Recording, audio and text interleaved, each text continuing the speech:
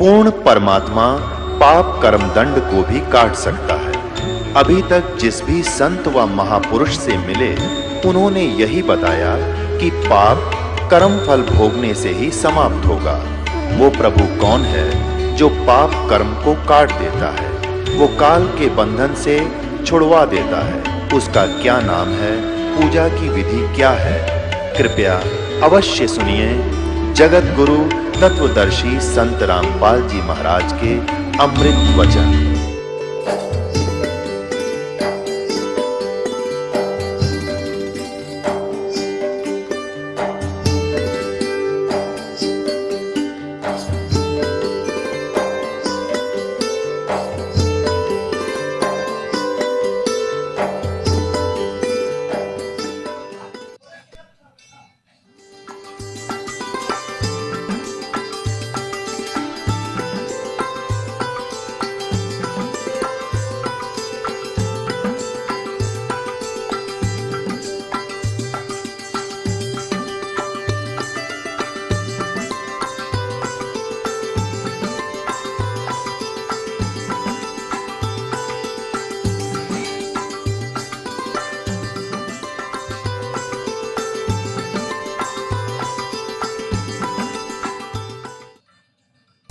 रामानंद जी के पास उधर से नीरू। अब यहाँ देखो प्रश्न नंबर 74 पे ज्ञान सागर का हम यहाँ से पढ़ेंगे। अब रामानंद जी के पास जाकर के नीरू ने क्या कहा कि सुन जुल्हा मन भयो आनंदा जिमी चकोर पायो निश्चंदा, यानी ले सुत चले हर्ष मन कीना, परमात्मा को तालाब से उठाकर ले आए। अर्थासो पुन असबोल ही दीना, अगले जन्म जब होए तुम्हारा तुम्हें पठावे यम के तैनारा, ये कबीर साहब ने उसको कही थी। फिर कहते सुत काशी को ले चले, सुत माने बेटे को, बच्चे को, लड़के को, लोग देखन ता आओ और अन्न पानी भखे नहीं, जुल्हा शोक जनावे, को खा पी नहीं रहा था इसलिए दुल्हा दुखी हुआ। तब जुल्हा मन कीन तिवाना, रामानंद सो कहीं उत्पाना, मैं सुत पायो बड़ो गुणवंता, और कारण कौन बखे नहीं संता। रामानंद जी से कह रहे नीरू कि हे महात्मा जी, मुझे एक बहुत ही सुंदर और गुणवान बालक मिला है, वो कुछ खा पी नहीं रहा, इसका कारण और समाधान बताएं। देखिएगा, तब जुल्हा मन कीन तिवाना, रामानंद सो कहीं उत्पाना, मैं सुत पायो बड़ो गुणवंता, कारण कौन बखे नहीं संता। रामानंद ध्यान तब धारा, जुल्हा सो तब वचन उचारा, पूर्व जन्म तब ब्राह्मण जाति, हर सेवा कीनी भली भांति, कुछ तब सेवा हरि की चूका, अर्थात भयो जुल्हा का रूपा, प्रीति प्रभु गए तो लेनी, ताते उद्धान में सुत तो दीनी, कि परमात्मा ने तुझे जंगल में यो पुत्र दिया है। नूरी नहीं है, नीरू मिसप्रिंट है। अब नीरू बोला कि हे प्रभु जस की नो तस पाया, आर्त हो तो दर्शन आयो। रामानंद बता रहे हैं कि पहले जन्म में तू ब्राह्मण था और तूने कोई भक्ति, परमात्मा की भक्ति में कमी कर दी, जिस कारण तो धानक रूप में जुल्हा का घर जन्म हुआ।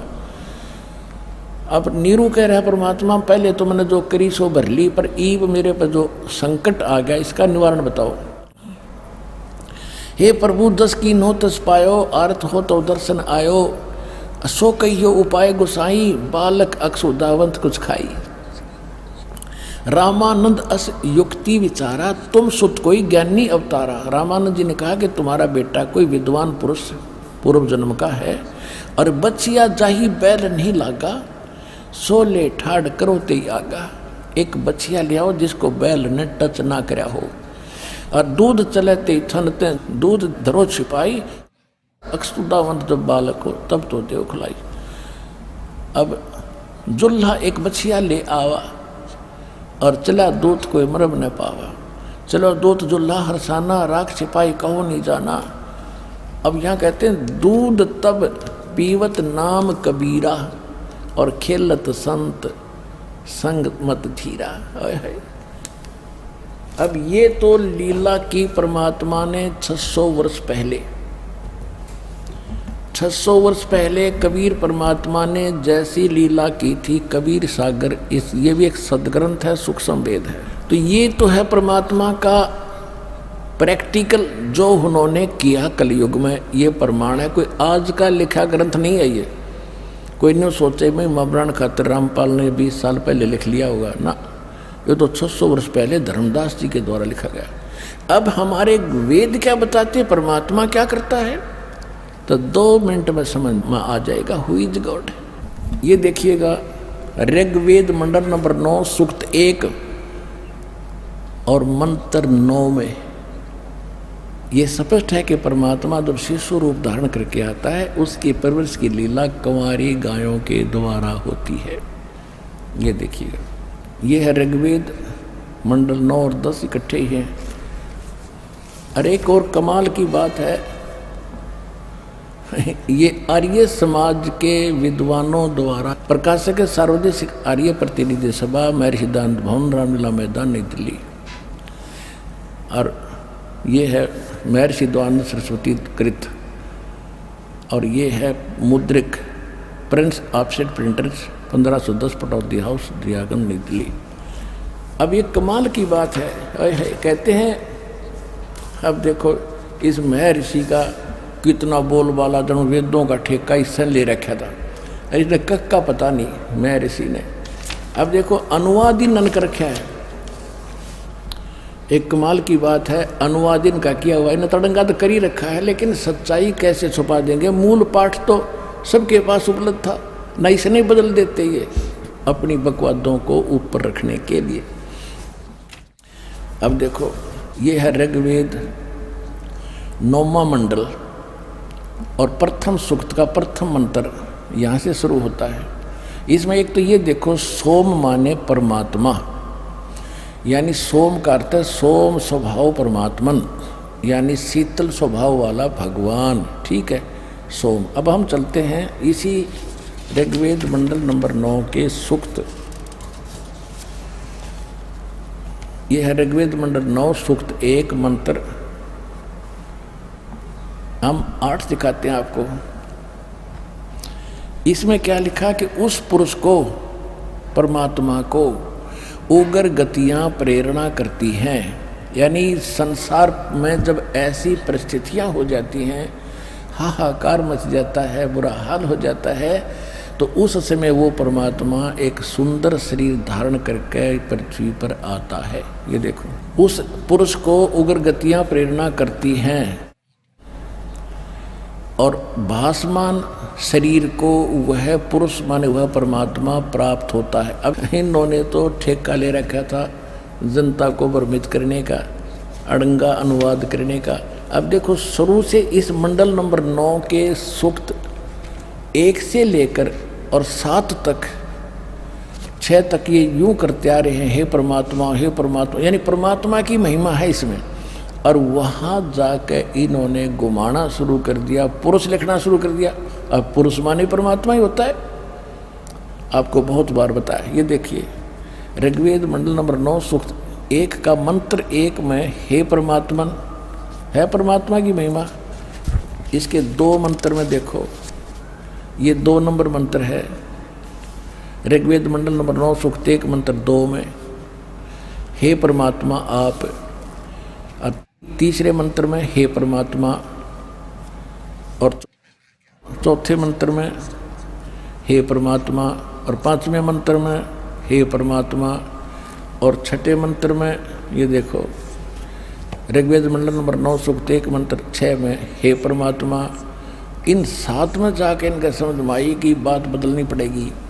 उस पुरुष को, पुरुष मानी परमात्मा, और यहाँ 8वें में यहाँ परमात्मा क्यों ना लिखा कि ये चाहत है हमारी बेइज्जती हो जाएगी तो सच्ची लिखती तक। इनका ये विधान है कि भगवान निराकार है, कभी मनुष्य शरीर में आता ही नहीं, कहीं स्थान पर नहीं रहता। महर्षि दानव का फाइनल विधान है कि परमात्मा एक स्थान पर नहीं रहता, निराकार है और वो सर्वव्यापक है। बस इतनी सी उनकी छुरी। और वेद क्या बता रहे, और वेदों को सत्य मानते हैं कि वेद में जो लिखा वो सत्य, हम और किसी बात को नहीं मानते। तो ईब आपने मानना चाहिए सच्चाई को।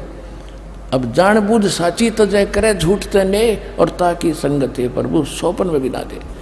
इन इतने प्रमाणों को देखकर जो नहीं मानता, मेहनत और संत कुछ कितना विद्वान बना फिर है, वो इंसान ठीक नहीं है। उसके पास नहीं रहना चाहिए आपको।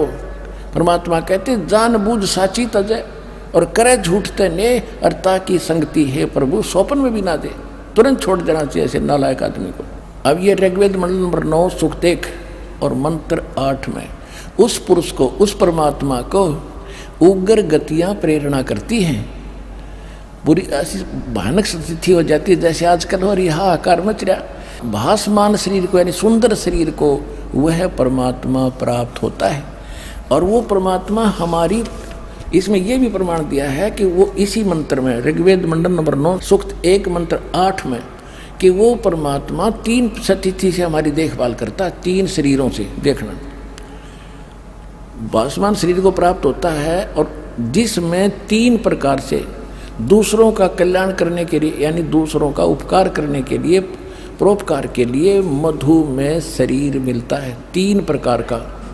अब जैसे दास ने प्रारंभ में बताया था कि एक स्थिति में भगवान वहाँ बैठे सतलोक में अपने सिंहासन के ऊपर, तख्त के ऊपर, सिर पर मुकुट है, ऊपर छत्र राजा की तरह, और दूसरी स्थिति में ये बालक बनकर आते हैं। प्रत्येक युग में एक लीला करते हैं, आम जनसाधारण की तरह बड़े होते हैं। धीरे धीरे सब एक अच्छे नागरिक की भूमिका, एक अच्छे भगत की भूमिका और एक सतगुरु की भूमिका ये स्वयं करके जाते हैं। तो उस दूसरी प्रकार की जो स्थिति है उसका वर्णन अब 9वें श्लोक में मंत्र में है। देखिएगा ऋग्वेद मंडल नंबर 9 सूक्त 1 मंत्र 8 पढ़ दिया हमने, 9वां देखो, देख कितना स्पष्ट है। शिशु रूप है शिशुम अभी इमम अधन्या उत्सरणंती धेनव, धेनव माने गौवे, शिशु माने शिशु रूप में प्रगट परमात्मा को सोम इंद्राय पातवे। अभी इमम अधन्या, यहाँ देखा इन संधि छेद करके अलग अलग लिखे।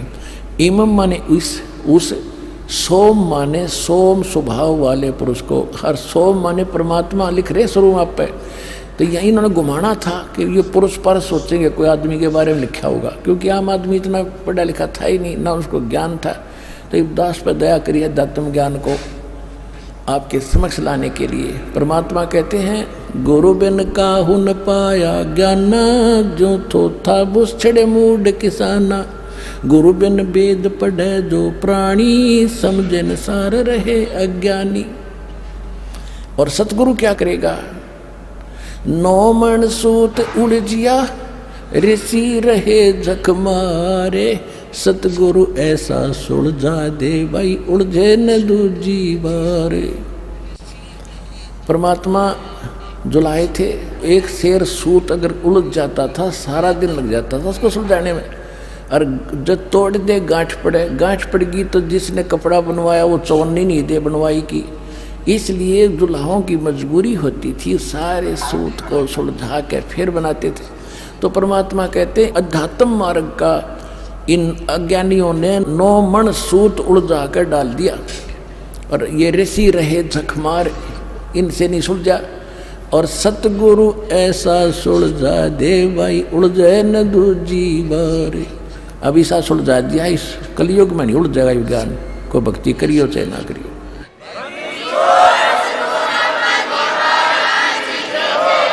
अब देखिएगा ऋग्वेद मंडल नंबर 9 सूक्त 1 मंत्र 9 पढ़ रहे हैं। इमम माने उस, सोम माने परमात्मा को, जो शिशुम यानी शिशु रूप में कुमार अवस्था में, अभी अधन्या, अधन्या माने लिख दिया अहिंसनीय, धेनो माने गौवे। अब अहिंसनीय नहीं, हमारे देसी भाषा है या हरियाणा की, जो गाय बिना दनाई हो ना, नए दूध ना हुई हो, गर्भ ना रहा, उसको कहते हैं ये बिना दनाई है, अधन्या, बिना दनाई। और उसको संस्कृत में अधन्या यानी जो धनाई नहीं है, जो बैल ने टच नहीं की है सांड ने। और अभी यानी कंप्लीट, परिपूर्ण, पूर्ण रूप से, सर्व प्रकार से यानी कंवारी। अभी अधन्या ये कंवारी के लिए वो है प्रमाण। देखिए अभी अधन्या सब प्रकार से, अधन्या माने बिना धनाई यानी कंवारी। अभी अधन्या इकट्ठा ही लिखना था। अभी अधन्या माने कंवारी गौओं से उनकी तृप्ति करती हैं। वो कंवारी गायें उनकी तृप्ति करती हैं। किसकी? उस शिशु रूप धारण बालक रूप धारी परमात्मा की बालक अवस्था में ये अभियद्य नवाने कंवारी गौवें तृप्त करती है। उनकी परवरिश की लीला कंवारी गायों से होती है। ही इज गॉड, जो ऐसी लीला करता है। तो यह करी किसने थी? 600 वर्ष पहले उस कबीर परमात्मा ने उस धानक जुलाहे को कहा करते थे, वो थी। और जिन महापुरुषों ने परमात्मा को जाना, जिनको मालिक तीसरी सतिथि में आकर मिले थे, आदरणीय धर्मदास साहिब जी, आदरणीय नानक साहिब जी, आदरणीय मुल्कदास साहिब जी, आदरणीय दादू साहिब जी, आदरणीय गरीबदास साहिब जी, आदरणीय गीसादास साहिब जी, इन महापुरुषों ने क्या बताया है? हम सुल्तानी नानक तारे दादू को उपदेश दिया, जात जुलाहा भेद न पाया वो काशी महे कबीर हुआ। अनंत कोट ब्रह्मंड का एक रति नहीं भारे, सतगुरु पुरुष कबीर हैं ये कुल के सृजन हो रे। ये भी स्पष्ट कर दिया गरीबदास साहिब जी ने कि मैं, इंक्लूडिंग मी, हम इब्राहिम सुल्तान अधम दादू जी और नानक जी को भी उन्होंने पार किया। हम सुल्तानी नानक तारे दादू को उपदेश दिया, जात जुलाहा भेद न पाया वो काशी महे कबीर हुआ। अब दादू साहिब जी ने क्या किया है? जिन मुझको निज नाम दिया सोए सतगुरु हमारे, दादू दूसरा कोई नहीं वो कबीर सिरजनहारे। अब नानक साहिब जी ने क्या कहा है? गुरु ग्रंथ साहिब के नानक साहिब जी का पहले पहले की जो वाणी है वो स्वयं नानक साहिब जी के मुख अरविंद से उतरित है।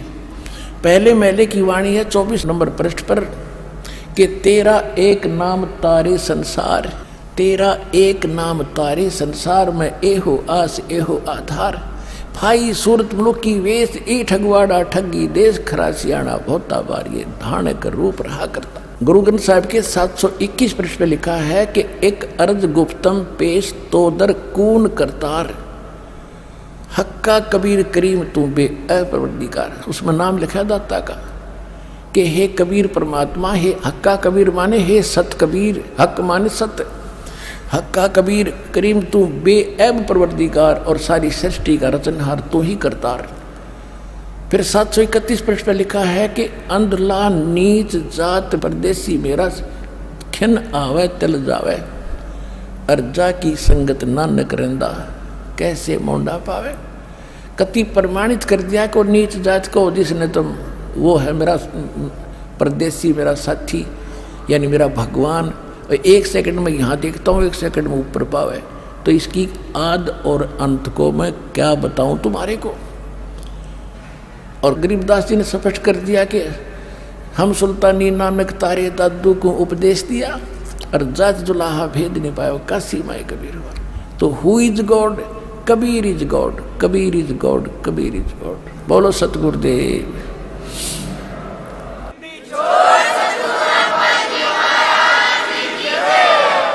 अब आपको भक्तों के अनुभव सुनाएंगे, उद्यानपूर्वक सुने। बहन जी नमस्कार। सत साहेब। बहन जी क्या शुभ नाम है आप जी का? भारती। बहन जी कहाँ से आए आप? पुणे से। बहन जी क्या काम करते हैं आप? मेरी टैक्स की ऑफिस है, हम टैक्स का काम करते हैं। वहाँ मैं कुछ लीगल डॉक्यूमेंट्स बनाती हूँ और एडमिनिस्ट्रेशन देखती हूँ। बहन जी संत रामपाल जी महाराज की शरण में आने से पहले आप कौन सी भक्ति करते थे? मैं कृष्ण भगवान की भक्ति करती थी और माता जी की करती थी। तो जो कृष्ण भगवान जी की आप भक्ति करते थे या माता जी की आप भक्ति करते थे, उस भक्ति से आपको क्या लाभ मिलता था? पता नहीं, अभी कुछ खास, जैसे हम भाव से कुछ कर रहे हैं और उसके रिटर्न्स ठीक तरीके से प्रसाद बोलिए या आशीर्वाद, ऐसा कुछ मिल नहीं रहा था। बहन जी परम संत सतगुरु रामपाल जी महाराज की शरण में आप कैसे आए? मेरे हस्बैंड की ऑफिस है, वो चार्टर्ड अकाउंटेंट है, तो उसमें मैं कुछ लीगल डॉक्यूमेंट्स देखती थी। मैंने लॉ कर रखा है, जुडिशियरी में भी काम किया है, तो लीगल डॉक्यूमेंट्स देखती थी। तो एक कंपनी के डायरेक्टर थे, तो उनकी सिग्नेचर ज़रूरी थी लीगल डॉक्यूमेंट्स पे, और वो हो नहीं पाया। महीनों हो गए वो आए ही नहीं, और उनके ऑफिस से जवाब मिलता था कि पता नहीं कभी आएंगे वगैरह। तो ये सब उनके एब्सेंसी का वजह क्या है, कहाँ गए हैं, तो ऐसे मालूम पड़ा कि कोई एक संत हैं हरियाणा में और वहाँ कुछ प्रॉब्लम है या कुछ है और वहाँ वो फंसे हुए हैं। उस हिसाब से फिर ऐसे कौन संत हैं कि महीनों ये पर्सन नहीं आ सकता और इतना जुड़ा क्यों हो सकता है वगैरह वगैरह। उस हिसाब से मैंने फिर वो जो थे वो आए कुछ दिनों के बाद, उनसे सीडीज़ ली और किताबें ली और इस तरीके से मुझे गुरुजियों के ज्ञान की मालूमात हो गई और अच्छी तरह से सब समझ में भी आ गया। एक बात अच्छी तरह से, बहुत अच्छी तरह से समझ में आ गई कि अगर हम हिंदुओं के बारे में ही बात करें तो जैसे गीता जी है या फिर अपने पुराण हैं या कुल में या ख़ानदान में जो कहा जाता है ना, हमारे यहाँ ये उपासना चलती है, वो उपासना चलती है, वो सारा करते हुए भी हम ठीक तरीके से नहीं कर रहे हैं। और इन सारे देवताओं की, कोई भी देवता हो, आपके कुल में किसी भी देवता की उपासना चल रही हो, उनसे लाभ प्राप्ति के लिए जो चले आ रहे हैं रीति रिवाज, वो सही तरीका उनकी उपासना का नहीं है। ये बात अच्छी तरह से मेरे समझ में आने के बाद मैंने तुरंत गुरुजी से नाम ले लिया। बहन जी, परम संत सतगुरु रामपाल जी महाराज से नाम उपदेश लेने के बाद आपको क्या लाभ मिला? एक तो दो चार बातें, हम जिसे कहते हैं ना स्ट्रीमलाइन होना, एक तो ये तरीका भी गलत है कि एक बात बहुत अच्छी तरह से लाभ का ऐसा बोल सकते हैं कि समझ, इंसान को इस बात की समझ होती ही नहीं है। या मुझे बेटा हो या मैं परीक्षा में पास हो जाऊं या मुझे नौकरी लग जाए या मुझे प्रॉपर्टी बन जाए, इन सारी चीज़ों के लिए हम किसी मंदिर में जाके कुछ मन्नत मांग ले, फिर चढ़ावा चढ़ा दे, तो ये सारा एक तो होता नहीं, हुआ तो भी वो टेम्पररी होता है और वो सही रास्ते की वजह न करने की वजह से हम डाइवर्ट हो जाते हैं। संत रामपाल जी महाराज के प्रवचनों से या फिर वो जैसे सरलार्थ बोलेंगे वेदों का या गीता जी का जो सरलार्थ करते हैं और उपासना मार्ग का वेदों में जो बताया गया है या गरीबदास जी के वाणी में या कबीर साहब के वाणी में, उसका सरलार्थ करके हमें जो रास्ता समझाते हैं, वो समझ में आने के बाद ये सबसे बड़ा लाभ है इंसान के लाइफ में। इससे बड़ा लाभ नहीं हो सकता कि हमारी एक तो अपेक्षा, ये कोई मार्केट तो है नहीं, आप 25 पैसे डाल दो छोटा लाभ मिलेगा, 2500 रुपये और डाल दो और बड़ा लाभ मिलेगा, वो सब टेम्पररी होगा। सही तरीका क्या है इन देवताओं की उपासना करने का, ये मुझे उनके प्रवचन सुन के और सारे सरलार्थ वगैरह सुन के अपनी सोच से और उनकी कृपा से समझ में आया। तो बहन जी, आपका कहने का मतलब है कि परम संत सतगुरु रामपाल जी महाराज से नाम उपदेश लेने के बाद आपको एक यथार्थ भक्ति समझ में आई कि किस भगवान की भक्ति करनी चाहिए, कैसे करनी चाहिए। तो उस भक्ति का जो परम संत सतगुरु रामपाल जी महाराज ने आपको भक्ति दी है, उस भक्ति का आपको क्या लाभ मिला है? आध्यात्मिक हो, भौतिक हो, शारीरिक हो, वो कृपया हमारे दर्शकों को बताइए। देखो, ये एक तो मैंने बताया ना आपको कि सही तरीके से हम किस तरीके की शारीरिक लाभ, भौतिक लाभ, ऐसा हम मेजर करके क्या क्या बता सकते हैं। मैंने बताया आपको कि जो चीज़ कहीं कुछ बढ़ रही है वो स्ट्रीमलाइन हो गई। मेरे लाइफ में भक्ति मार्ग क्या होगा वो फिक्स हो गया। वो किसी के कहने से, दबाव से या समाज के कुछ लोग अच्छा बोल रहे हैं आपको, इस वजह से नहीं हुआ, खुद की समझ से हुआ, वो हो गया। और अब लाइफ चल रही है, अच्छी तरह से चल रही है। पहले थोड़ा सा डिस्टर्ब था। बहन जी, भक्त समाज को आप क्या संदेश देना चाहते हैं? पता नहीं संदेश देने का मुझे अधिकार भी है या किस तरीके से, लेकिन एक बात बहुत साफ साफ है, बहुत साफ, मतलब बहुत साफ, कि जो भी देवी देवता हैं परमेश्वर है, परमेश्वर है। आपको उनकी उपासना, भक्ति जिसे बोलते हैं, वो करनी पड़ेगी, और वो करने का सीधा रास्ता, जैसे कि ब्रह्मा विष्णु महेश की तो भक्ति हम नहीं करेंगे, नहीं करना चाहिए।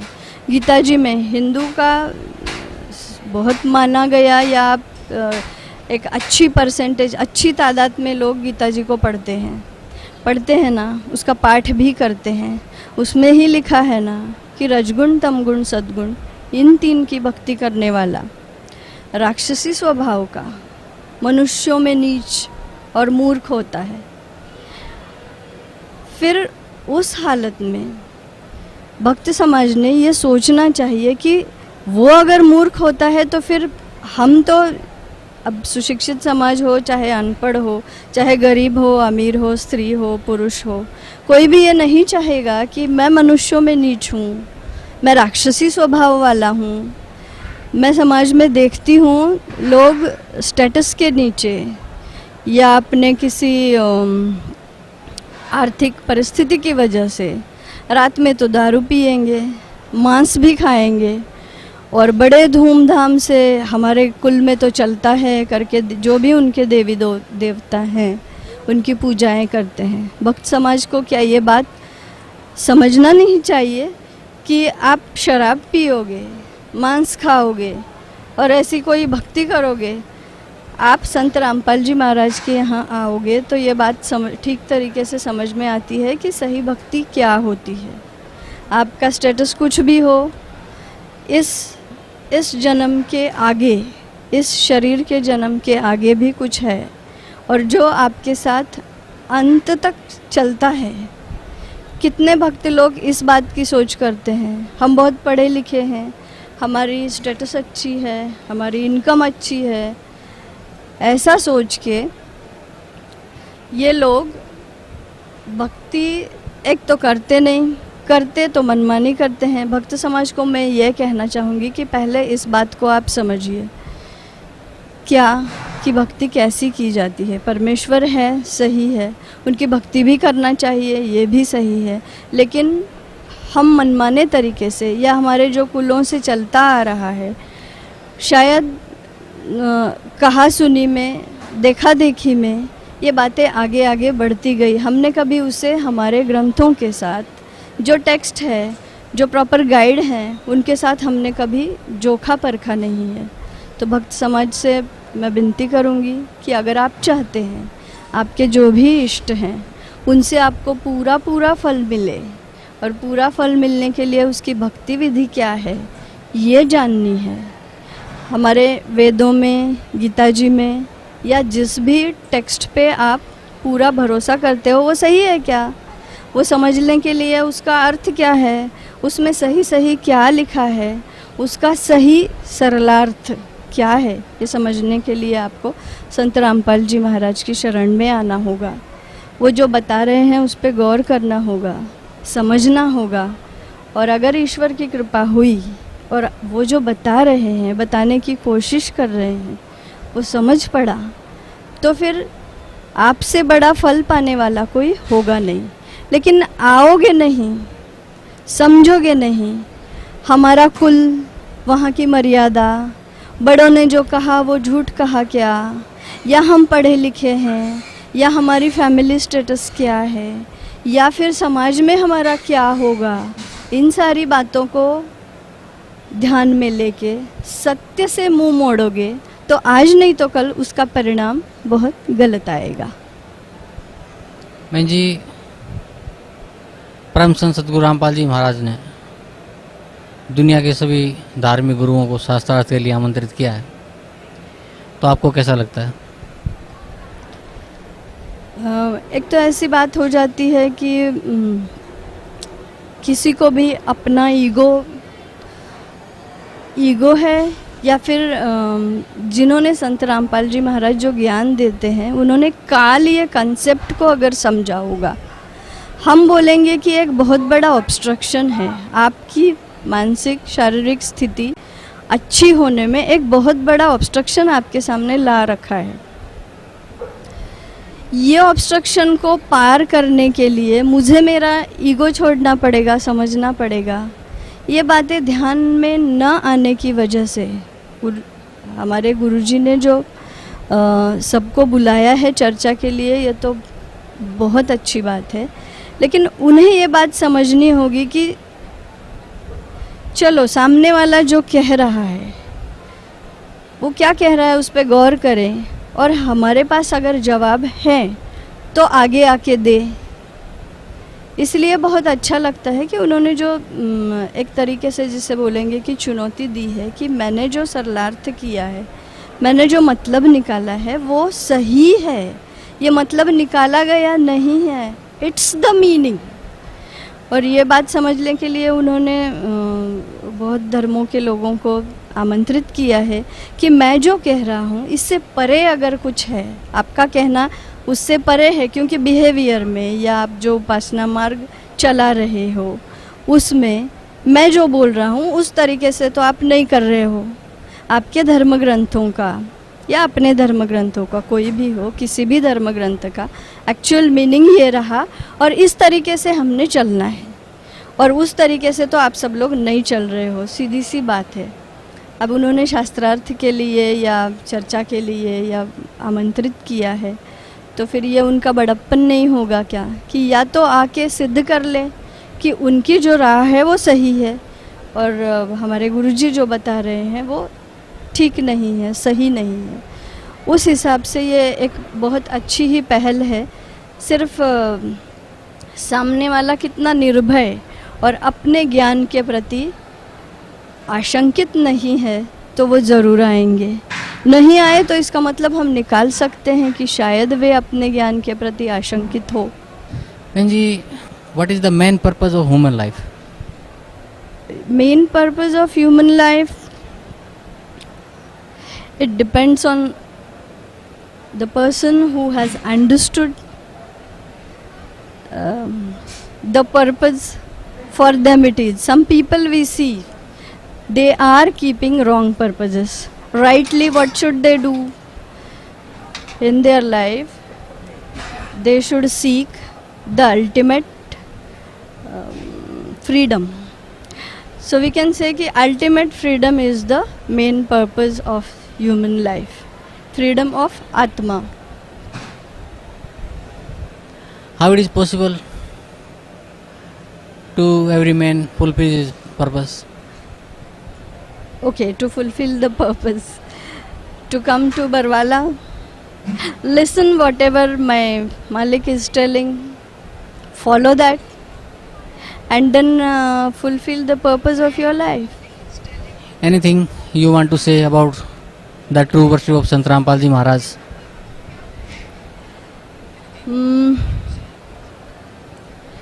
I really one chance, means I'm seeking one chance from society to because I have seen while propagating this knowledge or discussing those things in the society, so I am telling ki they are not at all ready to listen. So I will request everybody, listen whatever he is telling. Once you understood, then nothing remains. Unless you listen, you will not understand anything, and the problem is nobody listens. But now time has come, there are innumerable people, because this question mark is always there, because you pray to the God in different ways, you are not bad in behavior, you are Hindi में जिसे बोलते हैं ना, बहुत सुचारू तरीके से रहते हैं, there are no malpractices observed, still the person is not getting the so-called benefits he is seeking. The benefits sought are right or wrong is other issue, but whatever they are seeking they are not getting. Why? Because the right way is not followed. So I will request everybody, just listen, just try to understand what he is telling. Then if you have really understood, you will not leave it back, you will follow it, and once you will follow it, when the right road sought or road you are following is correct, you will reach the goal. It's so simple and straight.